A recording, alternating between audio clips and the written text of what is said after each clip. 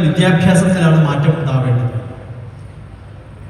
അത് നമ്മളുടെ അപ്രോച്ച് ഓരോ മനുഷ്യനോടുമുള്ള ഹ്യൂമാനിറ്റീസ്, ബീയിങ് ഹ്യൂമൻ ബീയിങ്, മനുഷ്യത്വമുള്ളവരാകുമ്പോഴാണ് നമ്മൾ മനുഷ്യനാകുന്നത്. അല്ലെങ്കിൽ എന്ത് പറയും? മനുഷ്യരൂപേണ മൃഗശ്ചരന്തി, മനുഷ്യനെ പോലെ അതാവും മൃഗം പോകുന്നു. ഒരു ഗുണമില്ല. മനുഷ്യത്വമില്ലാത്ത മനുഷ്യനെ എന്ത് പറയണം? മൃഗം എന്ന് പറയണം. ഏത് രൂപത്തില്? മനുഷ്യരൂപത്തിലുള്ള മൃഗം.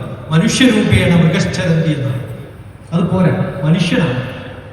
പിന്നെ രണ്ടാമത് വേണ്ടത് എന്താണ്? മനുഷ്യന്റെ ഗുണം ഹ്യൂമൻ ബീയിങ്.